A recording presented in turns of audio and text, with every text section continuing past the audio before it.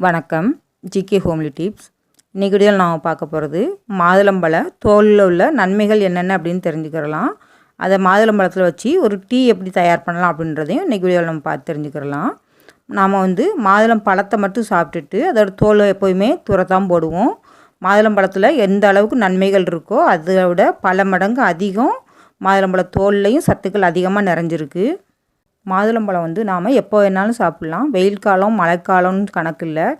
ஒரு சில பழங்களில் ஈர நேரங்கள்லையோ ஜலதோஷம் பிடிச்சிருக்கும்போது சாப்பிட முடியாது. அதோட சளி தந்திரம் அது அதிகப்படுத்தும். மாதுளம்பழம் அப்படி கிடையாது. எப்போ வேணாலும் நம்ம மாதுளம்பழத்தை சாப்பிடலாம்.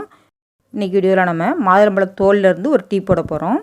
ஒரு டீ போடணும் அப்படின்னா மாதுளம்பழத்தோல் முழுசும் தேவையில்லை, கால்வாசி மட்டும் போதும். இந்த அளவுக்கு மட்டும் மாதுளம்பழத்தோல் ஒரு டீ போடுறதுக்கு சரியாக இருக்கும். இதை நம்ம இப்போ சின்ன சின்ன துண்டுகளாக வெட்டி எடுத்துக்கிறலாம். பாருங்கள், ஒரு டீ போடணும் அப்படின்னா நமக்கு இந்த அளவு போதும். இப்போ இதை ஒரு பாத்திரத்துக்கு மாற்றிக்கிறலாம்.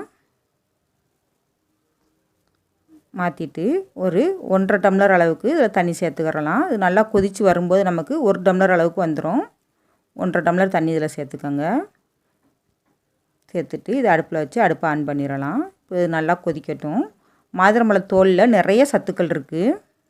மாதுளம்பழத்தோலில் விட்டமின் சி அதிக அளவில் இருக்குது. இது நம்முடைய சருமத்தில் சேதமடைஞ்ச செல்களை நீக்கி சருமத்தை நல்லா பொலிவாக வச்சுக்கிறதுக்கும் சரும ஆரோக்கியத்துக்கும் இந்த மாதுளம்பழத்தோல் ஹெல்ப் பண்ணும். மேனி பளபளப்பாக இருக்கணும் அப்படின்னா மாதுளம்பழத்தோலில் டீ போட்டு குடிச்சிக்கிறலாம்.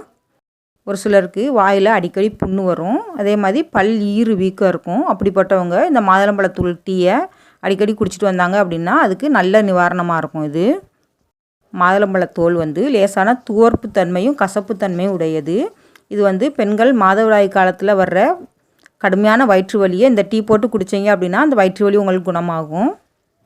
ஒரு சிலருக்கு அடிக்கடி இந்த வயிற்றுப்போக்கு பிரச்சனை இருக்கும். அப்படிப்பட்டவங்க இந்த டீ போட்டு குடித்தீங்க அப்படின்னா வயிற்றுப்போக்கு அப்படின்றது உடனே சரி செய்யலாம். அதுக்காக நிறையா மாத்திரைகள் வாங்கி போடணும்னு அவசியம் இல்லை. உடனே சரி செய்கிறதுக்கு இந்த டீ உங்களுக்கு ஹெல்ப் பண்ணும். மாதுளம்பழத்தோலில் புற்றுநோயை ஏற்படுத்துகிற செல்களை எதிர்த்து போராடுற நிறைய சத்துக்கள் அதில் நிறைஞ்சிருக்கு. நாம் இந்த தேநீரை அடிக்கடி குடிச்சிக்கிட்டு வந்தோம் அப்படின்னா பெண்களுக்கு ஏற்படுற மார்பக புற்றுநோய் வரவே வராது. அடுத்து நுரையீரலில் ஏற்படுற புற்றுநோயையும் இரத்த புற்றுநோயையும் தடுக்கக்கூடிய சக்தி இந்த மாதுளம்பழத்தோலில் அதிகமாக இருக்குது.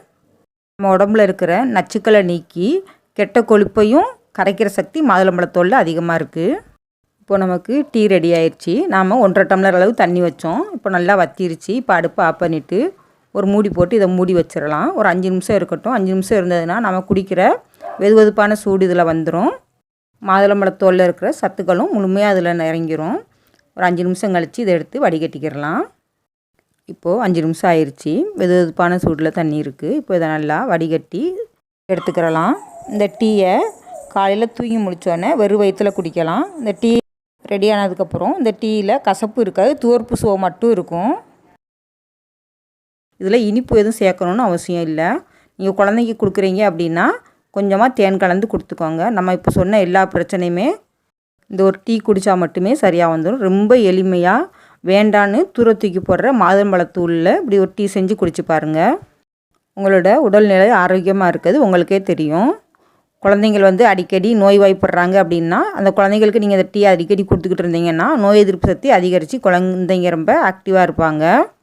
சோர்வாக இருக்க குழந்தைகளுக்கு இந்த மாதுளம்பழ டீயை நீங்கள் அடிக்கடி கொடுக்கலாம். இனிமேல் எப்போ மாதுளம்பழம் வாங்கினாலும் பழத்தை சாப்பிட்டு தோலை தூக்கி போடாமல் இதே மாதிரி டீ தயார் பண்ணி குடிங்க. இந்த மாதுளம்பழத்தோலை காய வச்சு ஒரு பொடியாக்கி நம்ம இந்த தேநீர் அடிக்கடி குடிக்கலாம். அது எப்படி அப்படின்றத இன்னும் அடுத்து வர வீடியோக்களில் தொடர்ந்து பார்க்கலாம். வீடியோ பிடிச்சிருந்தா வீடியோக்கு மறக்காமல் ஒரு லைக் பண்ணிடுங்க. தேங்க்ஸ் ஃபார் வாட்சிங்.